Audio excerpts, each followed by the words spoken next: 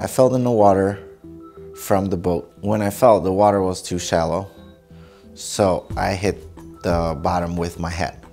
And at that point, I burst like two of my discs. And I was taken on the ambulance to the hospital.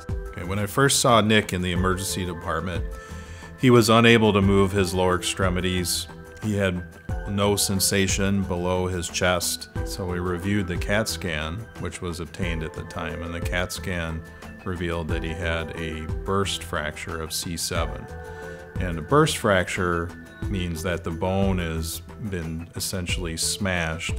One of the larger fragments had been pushed back into the spinal canal and was obviously squashing his spinal cord, and that's why he was in the condition he was in. Dr. Goldberger and his team, after realized what the injury was, they did a couple surgeries to try to repair the damage that was done on my spine. Nick's injury was the lowest cervical vertebrae here, C7. And what his injury entailed is, if we look on the underside of the vertebrae here, this portion is called the vertebral body. This is the part of the bone that ended up being smashed, and then a portion of this bone got forced backwards into the spinal canal. And you can see this yellow structure here is representative of the spinal cord. So in terms of stabilizing him and fixing him, we first had to drill the bone out here, and then he got a structure in there called a cage. And then he had a plate very similar to this placed over top, going from C6 down to T1, which is not on this model.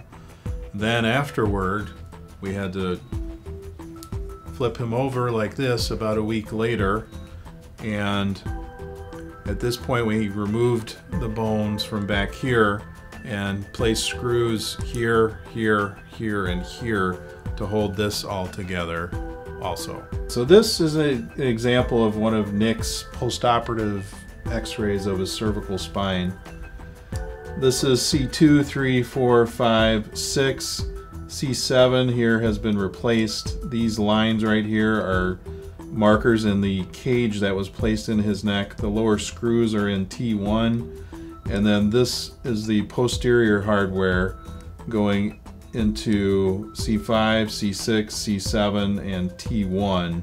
These are the screws, and that's the connecting rod.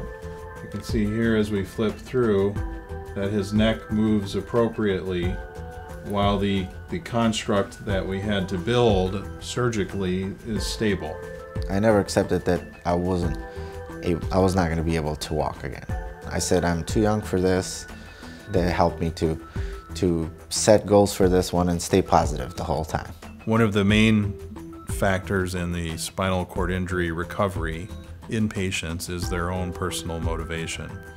And from the outset, Nick was expressed to me that he was sure he was going to walk.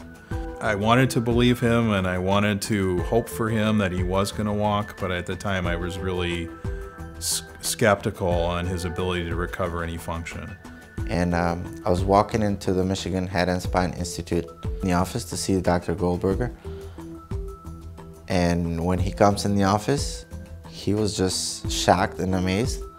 And he raised his eyebrows and he was like, "You're walking." For his sake, thankfully, he's made an excellent recovery, and it's unfortunate that not all patients can make the same kind of recovery as Nick.